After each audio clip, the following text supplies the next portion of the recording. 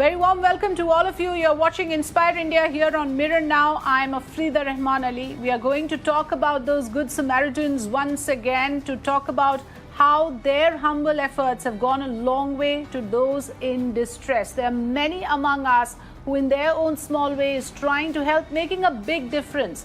Every small initiative at a time like this really adds up when the country is reeling under a crisis like this, without depending on what the government is doing or the administration or the civic body is doing or not doing. There are individuals who have taken it upon themselves to help out, to reach out to those in need, and they are doing it selflessly, tirelessly on a regular basis, which is why we have put together this show called Inspire India, because those are the Indians who inspire all of us to do our bit for this country. So today we are featuring Suresh Muthua, who is a Chennai-based businessman. He'll be joining us shortly.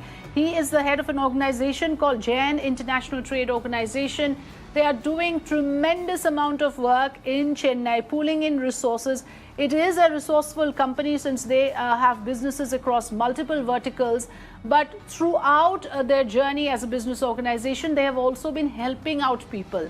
And this coronavirus and the pandemic has been completely an opportunity for this organization to reach out. Suresh Muthua ji will join us shortly. But before that, let's talk about Deep Khatri, who is already with us from Delhi. He's running an organization called Shri Bhagat Singh Youth Brigade. Deep Khatri is one of those individuals who were extremely pained to see the misery of the migrant workers. And when he saw it in front of his eyes, what these people are going through, he took the initiative to put together a group of people who would help out the migrant workers, who would give them their daily meals, who would give them their transport. Deep Khatri ji, शुक्रिया, good afternoon.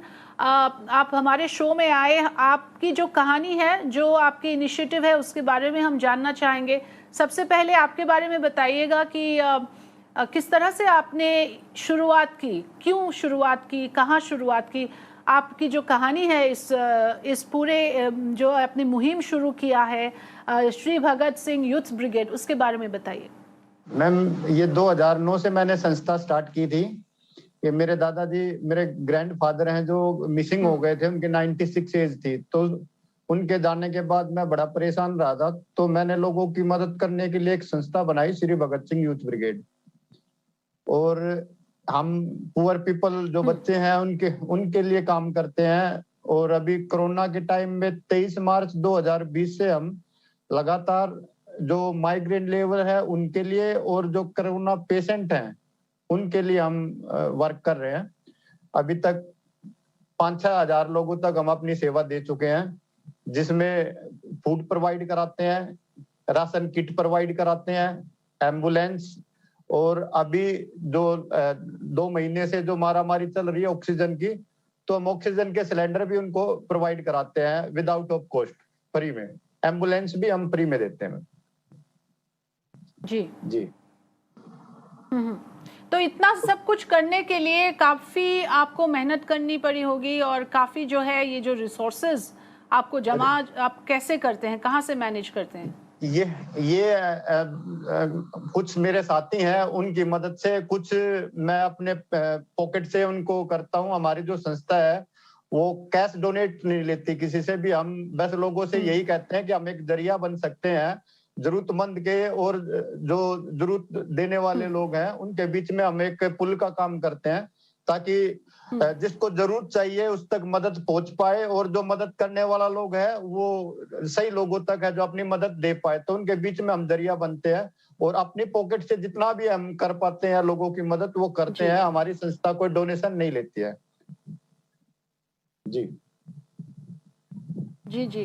तो आप एक जरिया बन गए हैं. ये बहुत खूबसूरत बात आपने कही कि कुछ लोग हैं जो मदद करना चाहते हैं और कुछ लोगों को मदद की ज़रूरत है, तो you are bridging the two. आपसे ये भी जानना चाहेंगे, जो आपने नाम दिया है Shri Bhagat Singh youth brigade, this itself is inspiring. आप इसके पीछे क्या कहानी है? इसके पीछे कहानी है जी, हम बचपन से ही है जो भगत सिंह जी को हम पढ़ते हैं, उनकी जीवनी हमने पढ़ी है. तो उन्होंने अपनी 23 साल की जिंदगी में ही देश के लिए बहुत कुछ किया है, तो हम भी ये सोच रहे हैं कि उन्हीं की तरह हम इस मानव जीवन में किसी की मदद कर सकें। और मानव होने का नाता यही है कि हम कोई जरूरतमंद है जिसकी हम मदद कर पाए, भगवान ने इस लायक हम बनाए हैं तो हमें जरूर मदद करनी चाहिए। और इसके पीछे है जो श्री अभय सिंह संधू जी हैं, जो हमें प्रेरणा देते हैं। अभी उनका 15 मई को देहांत हो गया, उनकी आत्मा को प्रभु शांति दे। तो उन्हीं से हम उनके भतीजे थे, भगत सिंह जी के, सरदार कुलबीर सिंह जी के लड़के थे वो, तो उन्हीं से हम प्रेरणा लेके वो ये सारी सेवा करते थे। उनके लड़के थे अभी तेज संधू जी, 4 साल पहले उनका भी देहांत होगा। तो भगत सिंह जी के परिवार से हम प्रेरणा लेते हैं, जैसे वो देश की सेवा करते करते अपने प्राणों की आहुति दे देते हैं, तो हम भी कोशिश करते हैं कि हम जीते जी कम से कम किसी की मदद कर पाए। जी जी, आपका इंटेंशन ये है कि आप देश की सेवा करें, कि आप का जो पेट्रियोटिज्म है वो इससे झलकती है। बट मैं आपको ये भी पूछना चाहूंगी, आपने शो के शुरुआत में ही कहा कि आपके जो दादाजी है वो गुम हो गए थे, तो इस तरह का मैंने देखा है कि कई लोगों के साथ कुछ पर्सनल हादसे होते हैं। कुछ लोग तो उसी गम में जो है कुछ कर नहीं पाते, लेकिन कुछ आपके तरह होते हैं जो उस चीज से इंस्पिरेशन उनको मिलता है दूसरों के लिए करने के लिए। क्या आपके साथ भी ऐसा हुआ? ऐसा ही हुआ हमारे साथ में भी। मैं सेवा तो पहले से ही करता हूँ, लेकिन संस्था बना के और लोगों को है जो सामूहिक रूप से जो मदद देने का काम है, ये 2009 से ही मैंने शुरू किया था। मेरे दादाजी 2009 में मिसिंग हो गए थे और उनकी एज 96 थी। तो मैंने 4 साल तक उन्हें ढूंढा, मिले नहीं, और उनसे इतना ज्यादा प्रभावित हुआ, जो मेरे काम धंधे थे वो मैंने बंद कर दिए और तब से मैं सेवा में ही लगा हूँ, कंटिन्यू सेवा ही कर रहा हूँ। और अभी जैसे कोरोना का जो समय आया था, उसमें अपनों ने अपने परिवार का साथ छोड़ दिया था। तो इसमें मैं आपको ये भी बताना चाहूंगा कि हम बहुत सारी जो परिवार ऐसे हैं कि जो अपने परिवार की बॉडी भी नहीं ले रहे थे, हम उनका अंतिम संस्कार भी करते हैं। उनके जो आखिरी इच्छा होती है कि जो अस्थियां हैं जो विसर्जित की जाए गंगा जी में, तो वो हम ब्रिज घाट ले जाके उनकी अस्थियां भी विसर्जित कराते हैं। और जो लोग जी रहे हैं जिंदगी में और पीड़ित हैं, परेशान हैं, तो हम कोशिश करते हैं उनको खाना दे दे, उनको एम्बुलेंस की सुविधा दे दे। और जैसे अभी आपने देखा होगा, लोगों ने ब्लैक मार्केट कर ली थी। हमने 10 सिलेंडर है जो पंजाब से खरीदे थे आज से 1 महीने पहले, तो वो 10 सिलेंडर है जो आज तक है, जो हम जिसको भी सिलेंडर देते हैं उसको यही बोल के देते हैं कि जैसे बुरे वक्त में हम आपकी मदद कर रहे हैं, आप भी किसी मजबूर की, दुखिया की आप मदद कर दीजिए। और ऐसा कर भी रहे हैं वो लोग जिनकी हमने मदद की है।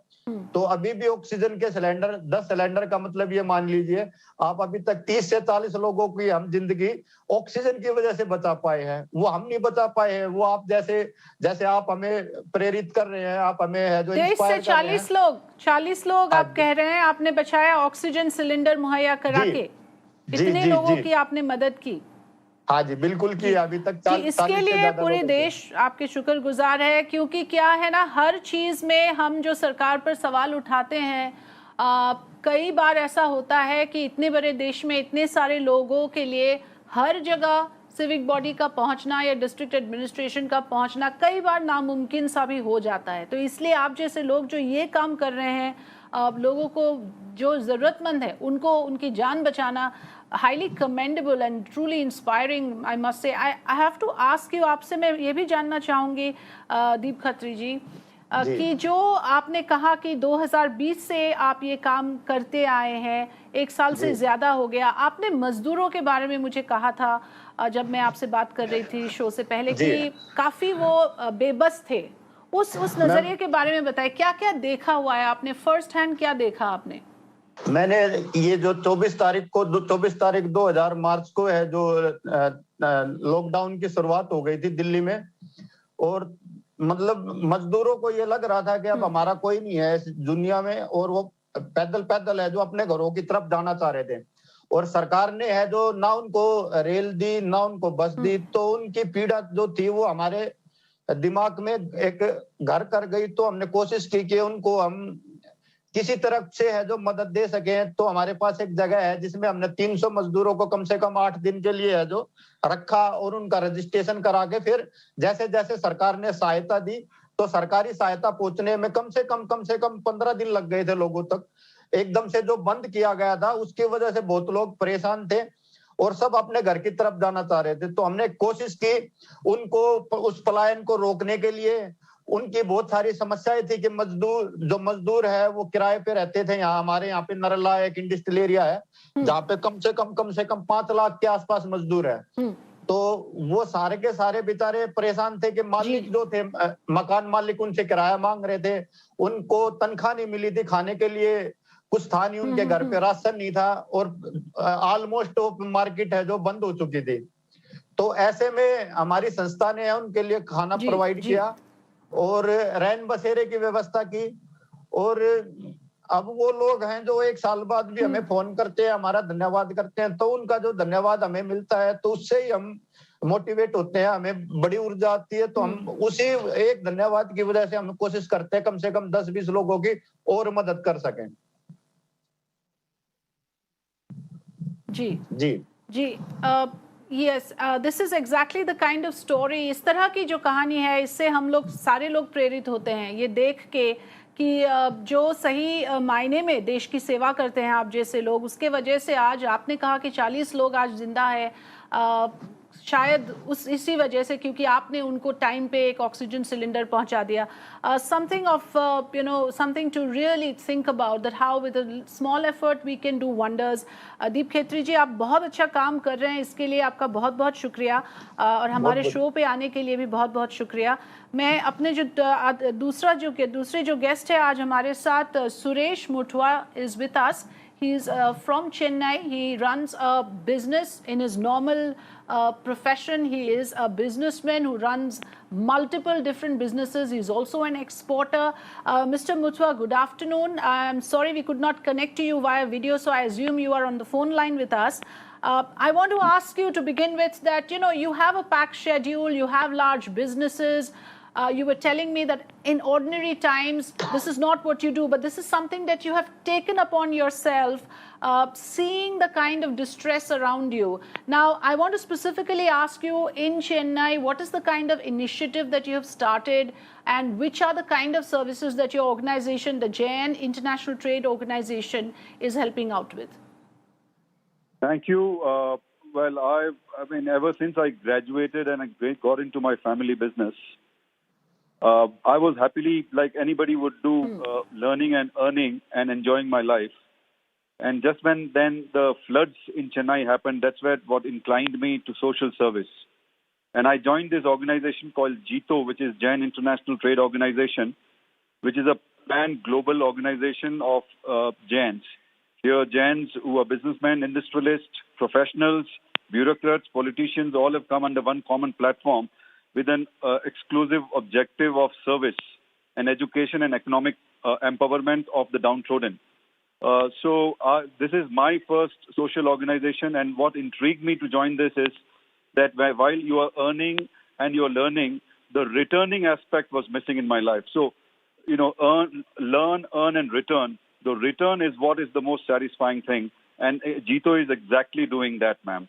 And as far as what we are doing in the service, like I said, during the floods, JITO, it's a nice acronym. Even though it works out to Jain International Trade Organization, but it's also JITO. It's also to win, isn't it? Absolutely. I mean, though the English abbreviation of Jain International Trade Organization is JITO, but what it means in Hindi is JITO, which means win. Win over all the difficult times, win over all the, the pandemics or the epidemics that can come across our lives. So yes. So any experience that you want to share? Because yes, carry on, please. So I was just talking about the floods in Chennai. So the making use of the extensive network of members and the chapters that we have been able to create, we were able to gather the required resources, and we were able to distribute about 2 lakh blankets, which was then the need of the hour. People were along the coast of Chennai, people were completely homeless, and they did not have a shelter to stay, and the blanket was the most needed item. So I mean, at that time, I was on the ground doing it along with all the other volunteers of this organization, and that inspired me to, completely remain. And today I am heading this organization as the national president. And even during this pandemic, all our chapters, we have 67 chapters across the country, 23 chapters overseas. Everybody has come on the ground to really do whatever they can within their capacity. So this is what Jito is doing. And, we have started Oxygen on Wheels, which is one of the most innovative thing that we have done, because what we realized was there were, queues of these ambulances which were parked outside the major hospitals of Chennai, which is when this idea struck to us. They were waiting outside because they were not able to get a bed inside the hospital, and because of that, all these. I want to, for the sake of our viewers, Mr. Motua, just elaborate on this. What the viewers are looking at and what you're explaining to us is that this is a bus where people, as if you can say this is some sort of a mobile hospital where people are seated and they are actually on oxygen supply. As you will see, people are seated inside the bus. There is no place in the hospitals. This is a quick fix solution that Mr. Motua and his team has thought about, that you can have these buses, people can come in, those who need an oxygen cylinder, they don't necessarily always need to lie down. So there is a maximizing of the space available. And this whole idea, Mr. Motua, must have worked wonders, because at one point the demand was so big and the space crunch was so high that something like this must have really helped out a lot of people. Absolutely. There was a complete, the stress and overwhelmed medical infrastructure. All the doctors, the hospitals, the paramedic staff, the nurses, the ambulances were all working round the clock, non-stop. And yet they were not able to cater to the patient's demand. And all the ambulances, while they were having the patients inside, they were stuck and they were engaged with those patients only. While this concept, this innovative idea that came to us, that we should create an intermediate care facility for the patients, so that when the patients arrive the hospital, instead of them waiting in the ambulances, they can easily hop onto our buses. Because these buses, what we did was we modified them, creating an oxygen bank inside, oxygen concentrators. Each buses had 6 oxygen concentrators, the basic necessary medication. And what we also did is we tied up with these hospitals so that they provided the trained medical staff in each of these buses, so that they could attend to those patients who were in dire need of this oxygen till the time that they could get a bed inside. So thereby we were able to ease a lot of pressure. That's why we say a small change can make a big difference. But then you need to have that kind of an innovative mindset which you have, Mr. Motua, and that has helped so many people. दीप खत्री जी, आपसे भी मैं जानना चाहूंगी कि कई बार जो है एक आइडिया ही काफी होता है बहुत लोगों की मदद के लिए. आपने भी मुझे कहा कि कुछ मजदूरों को जो आपने वाहन दिए एक जगह से दूसरी जगह पहुंचने के लिए, जब आप उनकी हालत आप देख रहे थे, तो ये वाहन आपने कैसे और कहां से आपने ऑर्गेनाइज किए?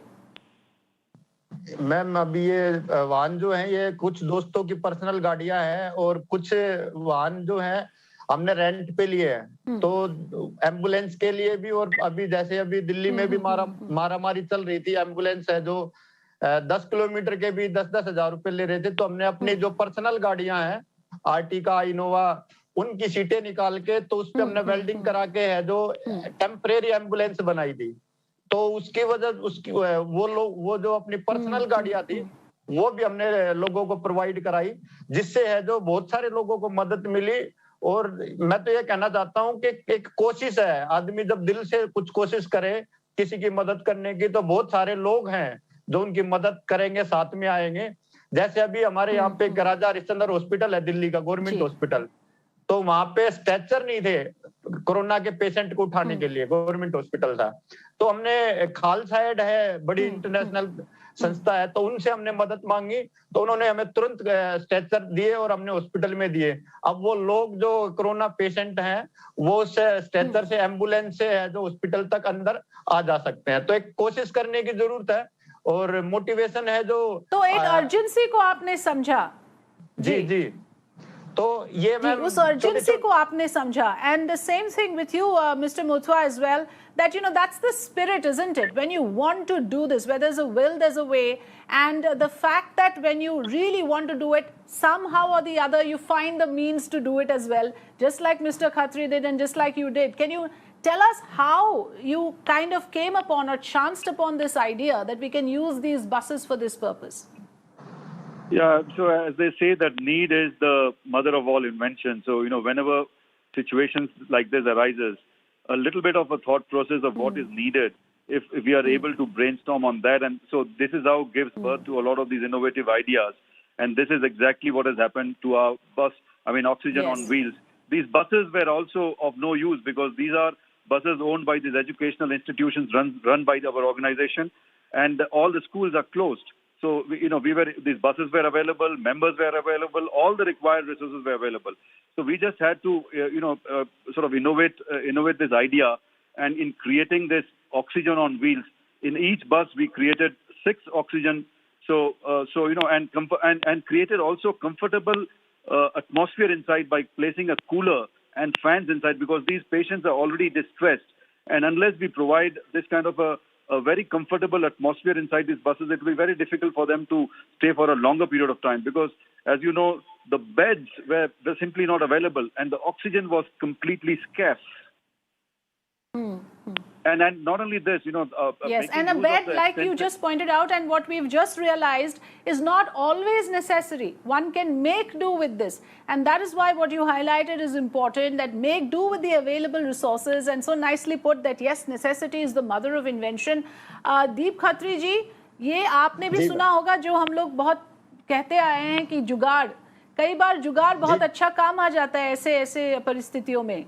मैं आपको बता दूं, इस कोरोना बीमारी में है जो बहुत सारे ऐसे आविष्कार हुए हैं जिनको आप जुगाड़ बोल सकते हैं और उनकी वजह से ही है जो बहुत सारे लोगों को मदद मिली है. अभी आपने देखा होगा ऑक्सीजन के ऊपर ऑक्सीजन सिलेंडर के ऊपर एक किट लगती थी तो बहुत सारे लोगों ने उसका ब्लैक कर लिया. वो मिनिमम 800 रुपए की है. उसको भी लोगों ने है जो 8-8 हजार रुपए में बेचा है. जो ब्लैक मार्केट करने वाले कुछ 1% लोग भी नहीं है वो जो भी है.